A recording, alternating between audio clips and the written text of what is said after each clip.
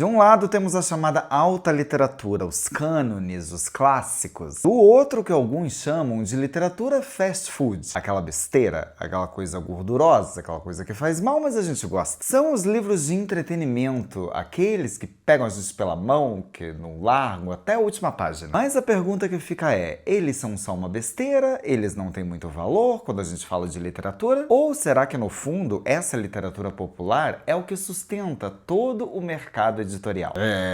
Gata, hoje a gente vai falar disso. O seu livro da Colleen Hoover é literatura ou só o Dostoiévski? Eita, como ela é chata.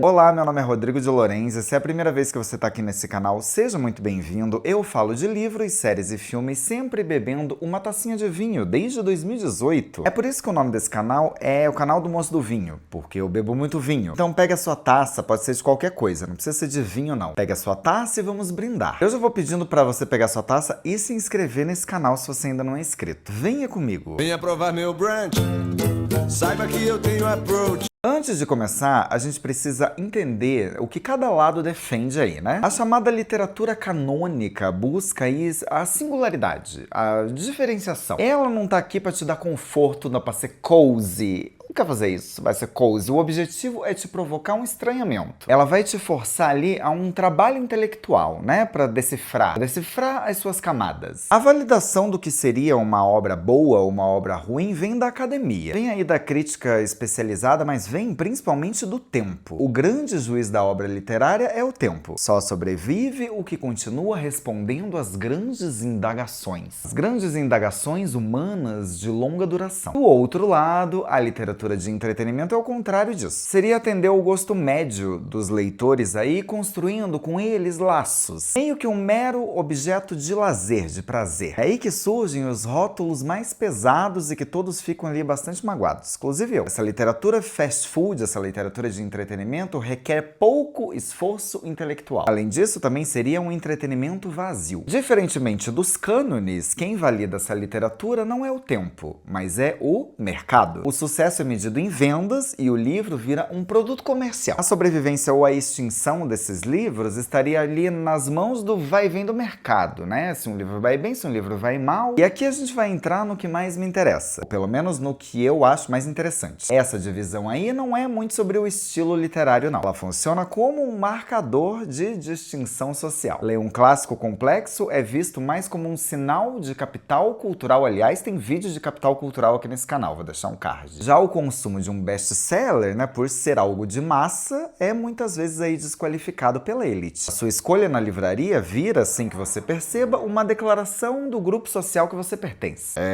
Gata. Essa fronteira aí do que é literatura de verdade ou não foi sempre meio esquisita. Obras que hoje aí são o suprassumo do cânone já foram o fast food lá da sua época. A Moreninha, do Joaquim Manuel Macedo, era visto aí como um folhetim popular. O Charles Dickens, ele foi um dos caras que mais vendeu livros no século XIX. E ele publicou os romances aonde? Em folhetins de jornal, que era a mídia de massa. Hoje ele é o quê? Alta literatura. Já deu pra entender, né? O entretenimento de uma geração pode muito bem virar o clássico da próxima. Eu tenho sabor à fé. É mesmo, compadre? Meu temperamento é light. Vamos falar aí dos defensores da literatura de entretenimento. Vamos começar com eles. E o argumento mais forte aí, sem dúvida, é o papel crucial na formação de leitores. Num país como o Brasil, com os índices aí de leitura que a gente tem, que a gente já sabe, essa função é bastante estratégica. A quantidade de novos leitores que crescem muito se dá por conta da literatura de entretenimento. As editoras aí usam os best-sellers de forma consciente para criar leitores e consumidores, tá? Isso é importante, especialmente os mais jovens. Para uma parcela gigante da população, esses livros são a principal e às vezes a única porta de entrada para o universo da leitura. Aí pensa na sua experiência, né? Na sua experiência escolar, que foi a minha também. Talvez a sua tenha sido diferente, mas daí você é uma exceção. Quantas vezes aí um clássico não foi empurrado pra você de forma errada, te fez pegar a birra da leitura, o cortiço, você lê quando tem 14 anos, aí vem a literatura de entretenimento e faz o quê? Faz o oposto, né? Ela te conecta pelo prazer da leitura. E é bastante curioso notar que os argumentos de hoje para criticar um best-seller são muito parecidos com os argumentos do passado, quando eles condenavam a leitura lá dos romances em geral, né? Romances que hoje são clássicos. Clássicos intocáveis. Mas quem sou eu na fila do pão pra analisar isso, pra pensar pensar isso, para falar isso. Então eu vou trazer uma defesa aí de peso, tá? Porque o nome dele é Roger Chartier, um dos maiores historiadores do livro e da leitura. Ele vai defender e vai afirmar que a literatura de entretenimento é um gênero saudável, legítimo, e ele vai defender o direito da escolha dos leitores, principalmente dos jovens. A chave é a diversidade. Não se lê bem sem diversidade. É falsa essa ideia de que o prazer e o aprendizado não andam juntos. E se entreter com uma leitura não significa, via de regra, inviabilizar algo sensível ou intelectual. E aí nossas queridas plataformas aí, como o YouTube, mas principalmente o TikTok, né, com o BookTok, são ali responsáveis por trazer, né, novos leitores, por trazer também os jovens de volta à leitura, né? Além do mais óbvio, talvez para mim, que foi revitalizar o mercado editorial. E aí a gente precisa fazer uma diferença, tá? Uma diferença importante aqui. Uma coisa é a literatura comercial, né, que pode ser só uma distração. Outra é a literatura de entretenimento aí, que apesar de dar muita importância para a diversão, você vai se divertir lendo, não vai desvalorizar o poder da reflexão. Vamos pensar em fenômenos, né?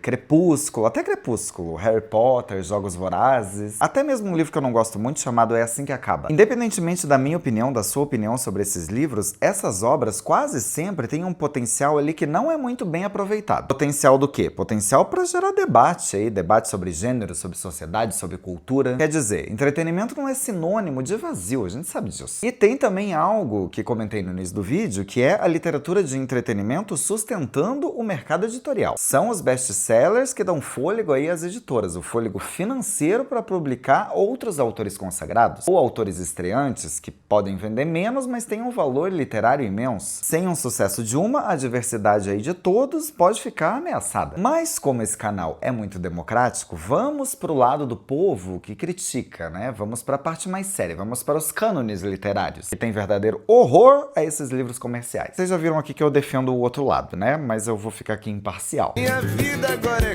cool. Meu passado é que foi trash. A crítica mais tradicional se baseia em alguns pilares. O primeiro, e o mais famoso, é o da superficialidade. Essa literatura fast food de entretenimento requer pouco esforço intelectual. É um entretenimento ligeiro ali, temas batidos, uma linguagem de médio ou baixo escalão, capítulos curtos, cenas de ação com boas descrições e um ou outro plot twist. Funciona para prender o leitor? Sim, mas o resultado é uma experiência literária rasa. A segunda crítica, e mais profundo, é a subordinação total à lógica do mercado. A obra literária passa a ser ali considerada um produto comercial, né? O valor é medido em vendas e não em mérito artístico. A sobrevivência dessas obras depende do vai e vem do mercado, que a gente já falou. E isso aí teria consequências práticas. Um relatório aí apontou que as editoras, ao lidar com literatura comercial, elas não se importam muito aí com as qualidades das traduções, e isso aí resulta em textos linguística e estilisticamente deficientes.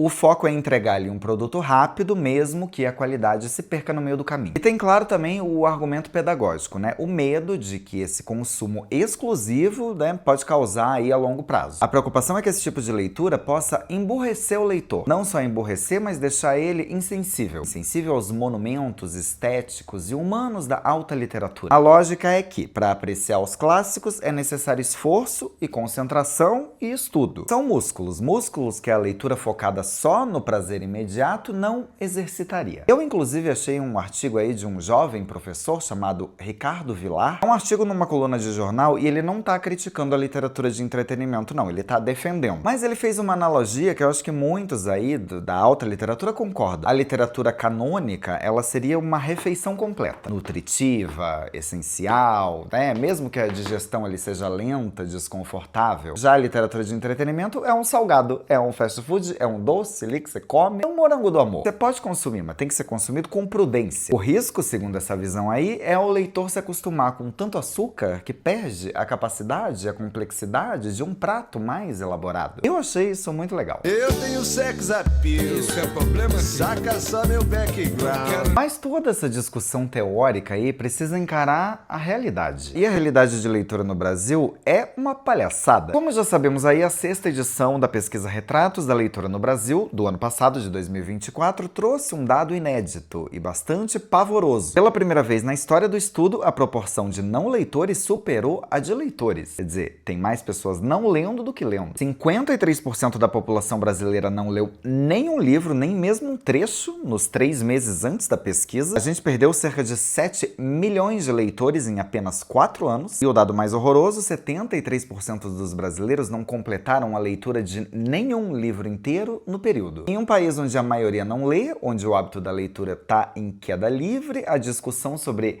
qualidade do que se lê, embora seja aí muito importante, pra mim ela é pouco secundária. Essa discussão aí do que é literatura, que se tal autor faz literatura ou não, né, que saiu aí recentemente, a discussão e a urgência, na minha opinião, aí seria como formar e manter leitores. A principal batalha do livro hoje é pela atenção, né, pela atenção das pessoas. Como é que você vai conseguir a atenção delas? A literatura de entretenimento é a literatura que está mais bem equipada para isso. É a literatura de entretenimento que vai entrar ali na rotina de quem engaja, né, com o cinema, com as séries. Então esse esnobismo aí de quem insiste nos cânones de difícil acesso não vai formar novos leitores não, nem cidadãos melhores. Você ser hostil a qualquer livro que consiga criar ali uma faísca de paixão pela leitura é piorar ainda mais a situação. Já fui fã do Jethro Tull, hoje me amarro no Slash. Por décadas aí, a nossa produção de literatura de gênero, especialmente a de entretenimento, foi ignorada pela crítica e pelas editoras. Era mais seguro, claro, lucrativamente ali, traduzir um best-seller estrangeiro que já chegava ali com todo o marketing, né, com tudo pronto. Os autores brasileiros que gostavam de escrever nesse gênero, queriam escrever sobre isso, acabavam ali perdendo o ânimo, né, porque não tinha espaço. Isso aí gerou até movimentos de resistência, né, como o LPB, que é a Literatura Popular Brasileira, buscou valorizar o thriller verde e amarelo. E aí, finalmente, em 2020, o Prêmio Jabuti, o mais importante do país, anunciou uma mudança. Qual seria essa mudança? A categoria romance foi dividida em 2 partes: romance literário e romance de entretenimento. E a intenção era finalmente dar ali um espaço, né? Um reconhecimento a outros gêneros. Gêneros aí, policial, fantasia. Isso agradou muita gente, mas também desagradou várias. Ironicamente, um dos críticos mais ferrenhos foi o escritor Rafael Montes. Ele que acabou ganhando na categoria de entretenimento com o livro Uma Mulher no Escuro. Depois que ele ganhou, ele foi lá e fez a crítica. Ele disse que a divisão era descabida e falou que se de um lado a gente tem o romance de entretenimento, é de se supor que na outra categoria disputem quem? Os romances de aborrecimento. Eu achei engraçado. Aliás, vale dizer que o Rafael Montes está indicado em 2025 agora, na categoria de romance de entretenimento pelo livro Uma Família Feliz. Ele bate bastante nessa tecla aí, tá? Ele vai dizer que o meio literário snob do Brasil abomina best-sellers e abomina filas de leitores. É uma coisa interessante da gente pensar. Ou seja, no Brasil essa briga também é uma luta por legitimidade nacional. É uma batalha ali de autores brasileiros para ocupar um espaço que por muito tempo foi negado para eles, né? Em favor de um produto importado. Depois do 10º drink, só um bom e velho engove. E tudo isso nos leva à pergunta final. Qual é a jornada ideal de um leitor? É obrigatório evoluir aí de entretenimento para os clássicos? Ler só best-seller é ruim? A visão tradicional vai defender um modelo de progressão ali, né? Uma escada onde o entretenimento é o primeiro degrau para se chegar ao topo, ao cânone. Mas a realidade do leitor brasileiro não parece funcionar assim, como já falamos aqui. Por isso que alguns educadores aí mais modernos, né, eles propõem uma abordagem diferente. Em vez de tirar sarro ou obrigar, né, a ler livros aí mais